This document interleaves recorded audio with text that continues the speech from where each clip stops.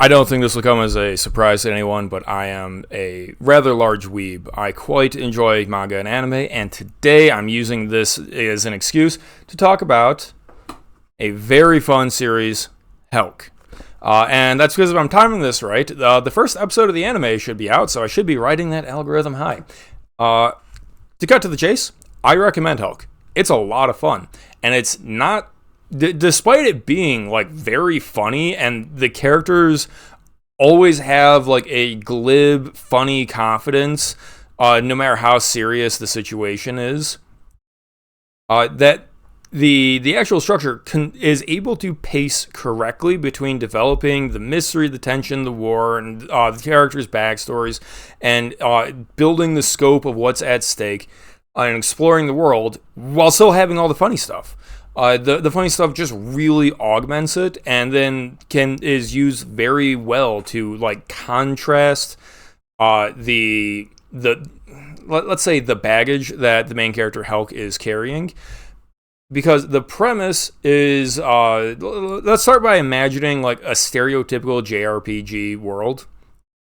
It's very clearly taking some inspiration from Final Fantasy or Dragon Quest or whatever. This mesh of video games that Japan produced in the 90s and 80s and the early 2000s and so on. It's all kind of brings together into a unique feeling setting. And this story is a good subversion. There is such a thing as you can subvert things well and you can subvert things poorly. This subversion is not done for the author to gloat about how stupid tropes are or something. It manages to deliver more. Now, this morning I read Helck's volumes 1, 2, and 3, and when I was coming out, I read it, online. And I really enjoyed it. I didn't enjoy the author Nanaki Nanao's follow-up series, the Divergent Sword Saga, very much, but I think that was because of the release schedule more than the actual content of the story. They're set in the same universe. It's still funny and cute, and the fight scenes are fun and all that. It was just that was like a monthly series or something, and it didn't work for me. But Helck, fantastic. And it's the kind of series that will jump around between different story structures as it goes on, because it opens with a tournament arc, which is, of course, everybody's favorite. You get to introduce this huge cast of characters, and you get to pit them against each other and show their strengths and weaknesses and their interactions. Just bing, bang, bang, boom. And that's how it opens, is there is a tournament for the next Demon King to replace the one that died in Castle Thor? I don't know, let's just go with that. I'm correct. And the top contender is a human to be the next Demon King.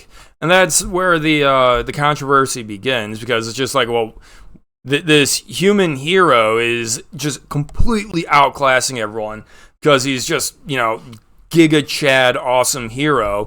But he's also a super nice guy that for some reason says, I detest humans. I want to eradicate them all. That's the actual story going on, is what has happened to the human kingdom, because the story takes place in the Demon Empire, which allegedly has bigger fish to fry than dealing with this tiny thorn in their side with the humans, but something has changed. It's unusual that a human hero is able to kill one of the 14 demon lords, and oh no, there's stuff going on, which I don't want to spoil because Helck's really good. The anime's coming out, and I only read the first 3, and that's what I'm having a discussion about right now. The first volume is basically the tournament arc, and then in the second, there is the encounter with what is the main enemy, which is this angelically reinforced, awakened human army that is trying to conquer the Demon Empire.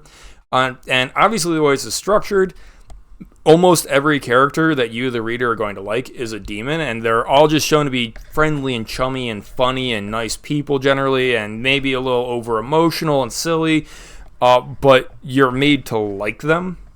You sympathize strongly with them. There's nothing demonic about these people, which is obviously an artifact of it being Japan and not a Christian nation. It's it would be very weird for a Christian nation, until maybe the new age of atheism we find ourselves in, to portray demons as like nice and friendly people, but that's an issue of translating from Japanese to English typically. They get contrasted against the human army, which is like faceless, mindless, super violent, on the warpath to conquer and eradicate the cruel demons. And you get this hint of dogmatism versus and propaganda and control, like top-down control from government to delude people against their own, don't trust your own lying eyes.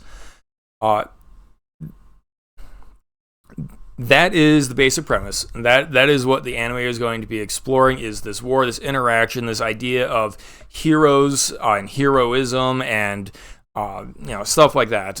To be honest, I don't really remember how it ends. I just remember that there's a bunch of stuff about lost civilizations and forgotten technology and the origin of magic and crap like that. That is not present in the first 3 volumes. It's just kind of hinted at as this darkness and this power that Helck is suppressing. Because he's on this warpath to avenge his brother, it seems. The manga volumes are currently coming out. I am picking them up. I am collecting them. I really enjoy that I've given myself enough time that I can actually re-experience it. I'm very excited for this anime. I really hope they don't botch the animation to it. That is always a danger. I have seen several good shows just get betrayed by a lack of budget. We used to get betrayed by season 2 never. Now every once in a while it's just like, oh my god, those are like PlayStation 1 CGI graphics. I hope that doesn't happen. But anyways, I hope I'm not leading anyone astray in the animation quality. I'm vouching right now for the story, for the characters, for the pacing. The world is going to be so much bigger than you're ever led to expect. The story just keeps delivering more and more and more and more.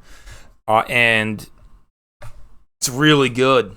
What can I say? So this is going to have to be a shorter video. This is 1, 2, and 3. Let me know in the comments below if you would like me to do more of like a read-along, full plot breakdown rather than just pitching, the story and vouching for it. That's what I tried to do with this one because, it's the new anime season. I recognize a number of these titles that I'm going to be checking out. I own several of these. You're probably also going to see a video on Zom 100, which is another hilarious and satisfying series. But yeah, I'm recording this ahead of watching episode 1. I'm probably going to check that out, when it comes out and try and release this episode in sync with it.